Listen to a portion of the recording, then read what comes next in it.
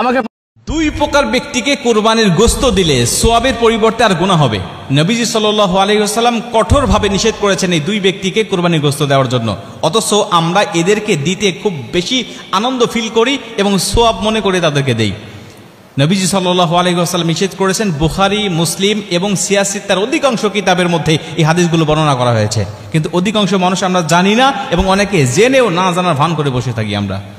হযরত আলী রাদিয়াল্লাহু তাআলা আনহু বলছেন, নবীজি সাল্লাল্লাহু আলাইহি ওয়াসাল্লাম বলছেন, তোমরা প্রথম নম্বরে কোনো কসাইকে মজুরি হিসাবে গোশত দিবে না। কসাইকে মজুরি হিসাবে গোশত দিলে আপনার সোয়াব তো হবেই না এবং গুনাহ হবে এবং কুরবানি বাতিল হয়ে যাওয়ার সম্ভাবনা আছে। কেন? কারণ আপনি কসাইকে নিযুক্ত করেছেন, আপনি অবশ্যই কসাইকে পারিশ্রমিক দিবেন, তবে গোশত নয়। আপনি যেই পশুটা কুরবানি দিয়েছেন এই পশুর থেকে আপনি মজুরি হিসাবে সেই কসাইকে দিবেন, এটা নবীজি সাল্লাল্লাহু আলাইহি ওয়াসাল্লাম কঠোরভাবে নিষেধ করেছেন। আপনি কসাইকে নিযুক্ত করার পূর্বে তার সাথে আপনাকে চুক্তি করতে হবে, আপনি অবশ্যই তাকে পারিশ্রমিক দিবেন, তাকে ঠকাবেন না, কোনোভাবেই নয়। এবং নবীজি তো মজুরিদেরকে বলেছেন যে তার গায়ের ঘাম শুকিয়ে যাওয়ার আগে তার পাওনাটাকে বুঝিয়ে দাও, অতএব সেই নবী কখনোই তাদেরকে ঠকাবেন না। নবীজি সাল্লাল্লাহু আলাইহি ওয়াসাল্লাম বলছেন, অবশ্যই তাদেরকে মজুরি দিতে হবে, পারিশ্রমিক দিতে হবে, কিন্তু এই কোরবানির পশু থেকে নয়, দিতে হবে তোমার ইনকামের মধ্য থেকে, তোমার সম্পদের মধ্য থেকে। তুমি চুক্তিবদ্ধ করে নিবে তাকে যে তুমি আমার গোশতটা সারাদিন কাটাকাটি করবে, সারাদিন তুমি আমার গোশত নিয়ে ব্যস্ত থাকবে, তোমাকে অবশ্যই আমি উপযুক্ত পারিশ্রমিক দিব। তুমি কত টাকা আমার কাছ থেকে নিবে বলো, তুমি কত টাকা আমার কাছ থেকে নিবে বলো, তোমাকে আমি টাকা দেব, তবে মনে রেখো সাবধান, আমার কোরবানির গোশত থেকে আমি তোমাকে কিন্তু পারিশ্রমিক হিসাবে কিছুই দিব না।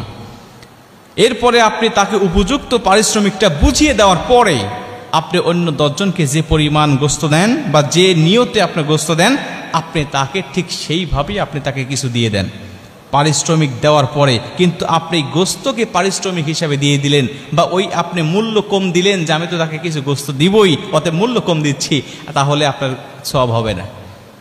এটা হলো 1 নম্বর। 2 নম্বরে, যে ইমামকে দিয়ে বা যেই মানুষকে দিয়ে আপনি কোরবানির পশুটাকে আপনি জবাই করে নিয়েছেন, এই ইমামকে আপনি পারিশ্রমিক হিসাবে, সে জবাই করে দিয়েছে আমি তাকে গোশত দিয়ে দিলাম, না, এটা আপনি দিতে পারবেন না। আপনি সে জবাই করেছে, অবশ্যই তাকে পারিশ্রমিক দিবেন, অবশ্যই তাকে মূল্য দিবেন, হাদিয়া দিবেন, তবে কোরবানি গোশত থেকে নয়, আপনি তাকে আলাদা মূল্য দিয়ে দিবেন। কিন্তু আমাদের সমাজ আমরা দেখতে পাই, সে সারাদিন কাটাকাটি করেছে বা সে আমার গরুটা জবাই করে দিয়েছে, তাকে মাথাটা দিয়ে দিলাম, তাকে পাটা দিয়ে দিলাম, তাকে ভুঁড়িটা দিয়ে দিলাম, এই অংশগুলোকে আমরা দিয়ে দিলাম, অথবা আমরা তাকে এখান থেকে 5 কেজি 10 কেজি গোশত তাকে আমি দিয়ে দিলাম। এটা আপনার ইচ্ছা মতো হবে না। আপনি এটা আল্লাহর রাস্তায় কুরবানি দিয়েছেন, এটা আপনার দায়িত্ব নয়, এই গোশত আপনি মালিক নয়, এটা আল্লাহ আপনাকে মেহমানদারি হিসাবে দিয়েছেন। আপনি কেন এটা নিজে পারিশ্রমিক হিসাবে সেখান থেকে অন্য মানুষকে আপনি দিবেন? অবশ্যই আপনাকে মূল্য তাদেরকে দিতে হবে। যদি পারিশ্রমিক হিসাবে 2 জনকে আপনি গোশত দেন, তাহলে আপনার